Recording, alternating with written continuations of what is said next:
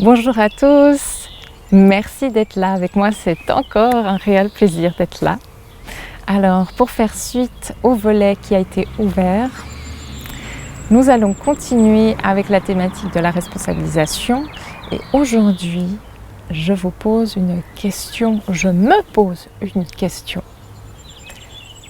Quel regard est-ce que je pose sur le monde ?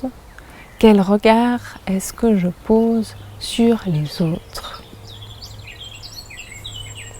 Commencez à vous poser la question. Ça y est, vous y êtes ?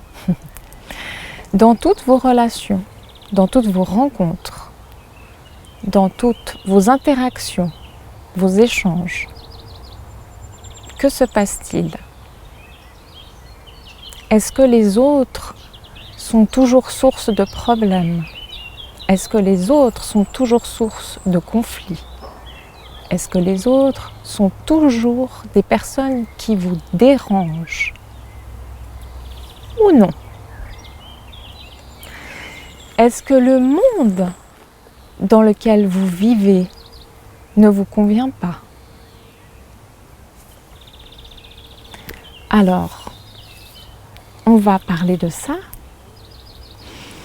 Je ne sais pas si vous avez remarqué, à chaque fois qu'il se produit un accroc avec une personne, à quel point ça va mobiliser des émotions fortes et venir chercher des choses là au très fond de soi.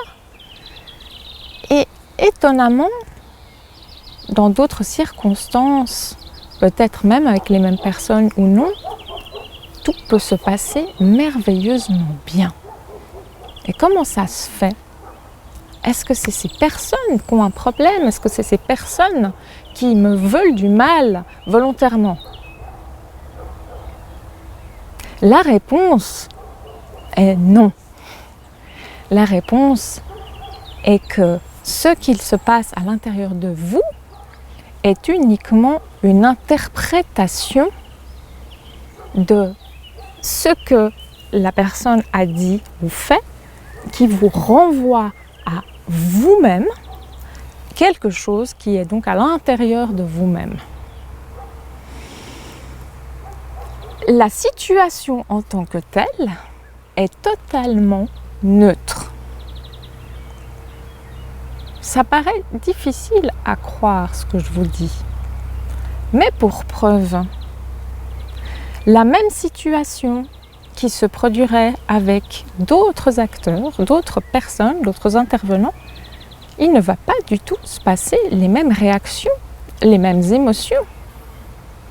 Pourquoi lorsque je vois un film, tel passage du film va autant générer de tension ou d'émotion à l'intérieur de moi, tandis que la personne qui est à côté de moi, qui regarde pourtant le même film, ne va pas du tout être touchée au même endroit, ni au même moment. Tiens, c'est vrai ça ? C'est curieux, non ? En fait, c'est normal. Parce que chacun a son vécu. Chacun a donc une accumulation de pensées, de croyances, de compréhension du monde dans lequel il évolue. Et c'est précisément ça qui va donner la couleur à sa vision du monde. Ah, mais alors, ça veut dire quoi ? Ça veut dire que on a la possibilité éventuelle de modifier nos pensées, de modifier notre façon de voir le monde et donc de modifier nos échanges relationnels. Eh ben oui. Donc, ce qu'il faut comprendre là, c'est qu'à chaque fois que quelqu'un avec qui vous avez un accrochage, une dispute, un conflit ou tout simplement indifférent, eh bien, c'est une occasion en or pour vous poser la question. Mais qu'est-ce qui, chez moi, peut bien réveiller ça alors qu'il y a 2 minutes, tout allait parfaitement bien ? Et qu'est-ce qui, chez cette personne, si c'est l'autre qui réagit et pas forcément vous, s'est-il passé pour que soudainement, comme le feu aux poudres, cette personne se transforme radicalement. Alors ça, à la rigueur, c'est pas forcément votre problème, parce que c'est son histoire et ça la regarde, elle.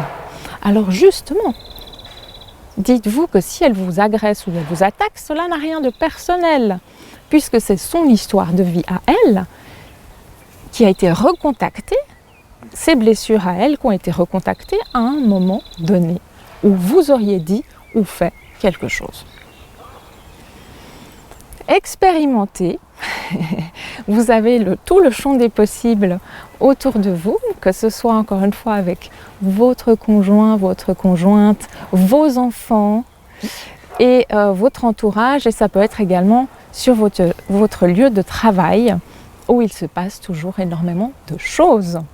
D'ailleurs, à ce propos, un petit conseil comme ça, au passage, enfin je ne sais pas de quel domaine est exactement le métier que vous exercez, mais sachez que ça se passe rarement très très bien lorsque on est trop dans le dévoilement de qui on est sur son lieu de travail, qu'on est trop dans une forme d'amitié, d'attente d'amitié sur son lieu de travail. Voilà, il y a des conflits potentiels qui peuvent apparaître justement si on ne fait pas la part des choses entre le travail et ce qui est du domaine de l'intimité. Ces deux choses ne fonctionnent pas forcément très bien ensemble, donc voilà, c'est un conseil que je vous donne comme ça, et vous verrez que à partir de là, quelques outils maintenant pourront vous permettre de continuer à cheminer vers la conscience. Je vous remercie beaucoup de m'avoir suivi et je vous souhaite une très belle journée et je vous dis à très vite. Merci.